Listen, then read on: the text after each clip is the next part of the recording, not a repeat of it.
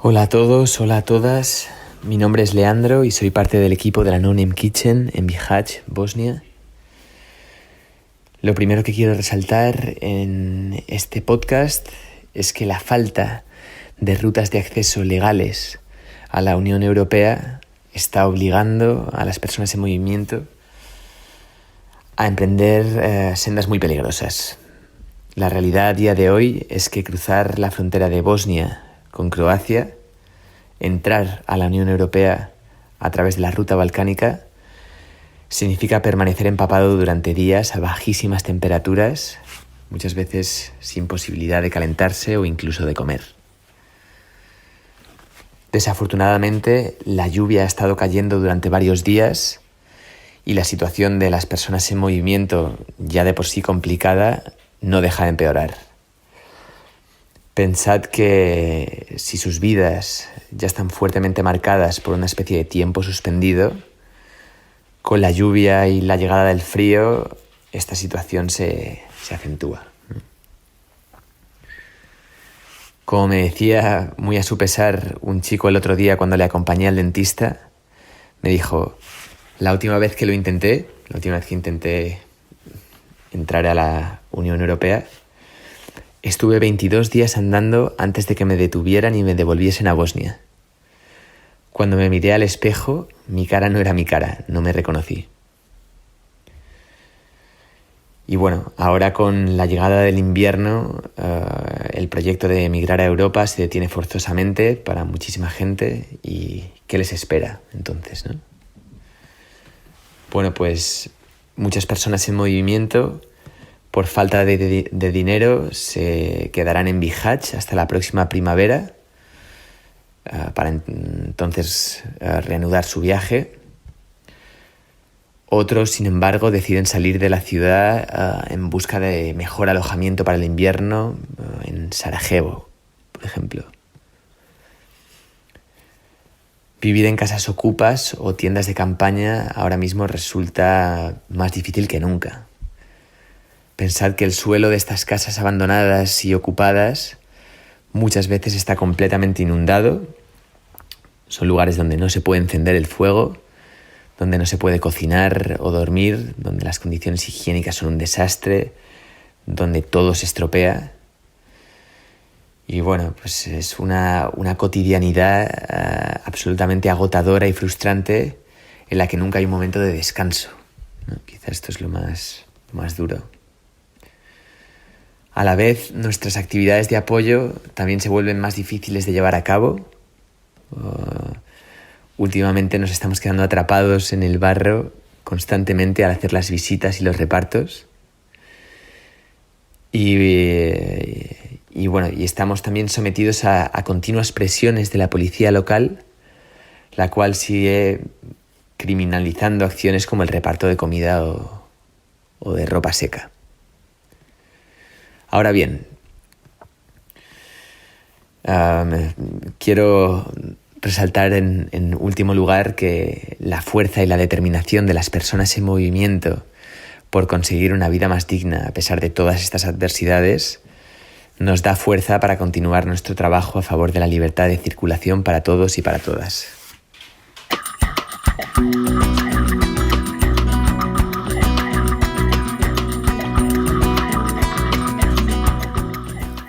Estos días el tiempo está muy loco aquí, en Velika Kladuša. Un día luce un sol espléndido y al siguiente bajan las temperaturas y llueve todo el día. La lluvia es realmente un problema muy grande para las personas que viven en tiendas de campaña, como por ejemplo las que hay en Helikopterfield. La enorme cantidad de lluvia presiona el sellado de las pequeñas tiendas y cada vez hay más barro que lo inunda todo. Muchas familias viven en estas condiciones. El miércoles hubo un desalojo. La policía rompió las tiendas y quemó botas, plásticos e incluso la comida. La mayoría de la gente estaba planeando ir a hacer el game. Cada día sabemos de personas que han conseguido llegar a Europa, pero también de recientes deportaciones, No solo en la frontera, también aquí en la ciudad y en los alrededores. Y la gente se ve forzada a moverse siempre de un lugar a otro. Ibrahim es una de esas personas afectadas. Se desplaza junto a otras 4 familias.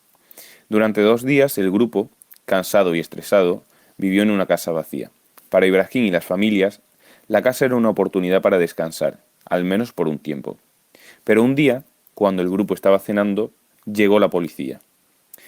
Más de 10 agentes exigieron la evacuación inmediata del edificio. Tiraron sus pertenencias, incluida la cena, fuera de la casa. Los niños, las mujeres y los hombres se vieron obligados a salir a la calle. Afuera, en el frío, sin tienda de campaña y sin nada que los protegiera. Desesperados y cansados. No sé. ¿Dónde está la humanidad?, pregunta Ibrahim en la habitación oscura, mientras nos cuenta su historia.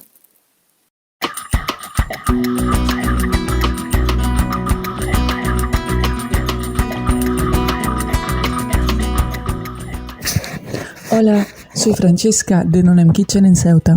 Hoy os quería hablar de lo que significa ser un menor de edad en Ceuta, de cómo viven los menores aquí y de las actividades que organizamos con ellos. ¿Listas y listos? Vale. Cierra los ojos y piensa en ti cuando tenías 13 o 14 años. ¿Qué ves? ¿Cuáles eran tus preocupaciones? ¿Qué te preocupaba? Personalmente, mis mayores preocupaciones eran mejorar mi técnica de tiro en los entrenamientos de baloncesto y leer todos los libros de fantasía posibles. Pues en Ceuta, los menores tienen preocupaciones muy diferentes. Cientos de ellos viven en la calle, escondiéndose de la policía y buscándose la vida de muchas maneras. Desgraciadamente, las condiciones del centro de menores no son ni de lejos aceptables y sufren muchos tipos de violencia ahí dentro. Acaban prefiriendo vivir en la calle antes que pedir ayuda y confiar en ellos. Duermen en cubos de cemento, en casas abandonadas, en el bosque de la montaña y en el puerto.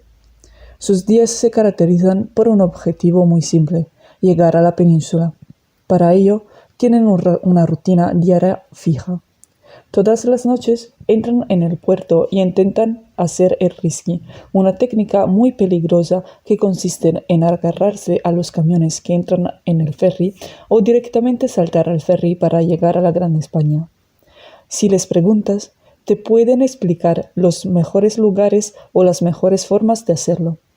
Se ayudan mutuamente a esconderse en los espacios minúsculos y celebran con alegría cada vez que uno de ellos consigue sobrevivir y llegar a la península.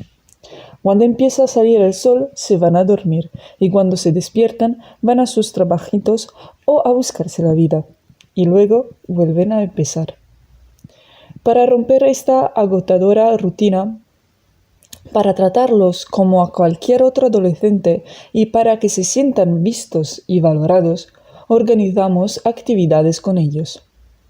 Estamos facilitando clases de castellano, donde todos los días pueden venir a aprender algo de español o hablar con nosotras de lo que les pasa en la vida. Todos los sábados tenemos jornada de deportes. Nos reunimos en las pistas abiertas y practicamos diferentes deportes como baloncesto, fútbol, spikeball, slackline, pero también juegos de mesa como damas, ajedrez y parchís.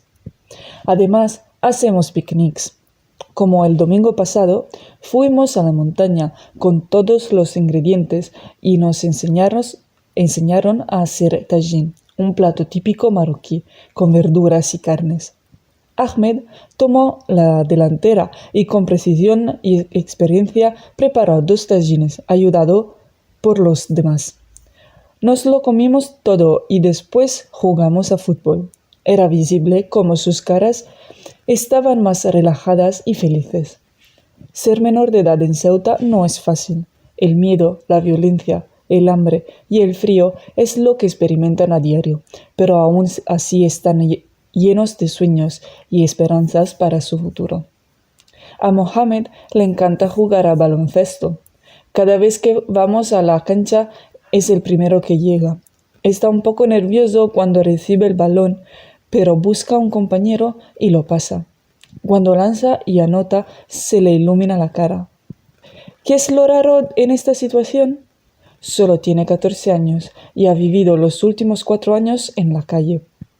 El sábado pasado, mientras jugábamos, me dijo: Hermana, cuando llegue a España quiero jugar a baloncesto en un equipo y llegar a ser muy alto. Bueno, Mohamed, sueña en grande porque te lo mereces. Esto es todo por esta semana desde Ceuta. Muchas gracias por habernos escuchado y hasta la próxima.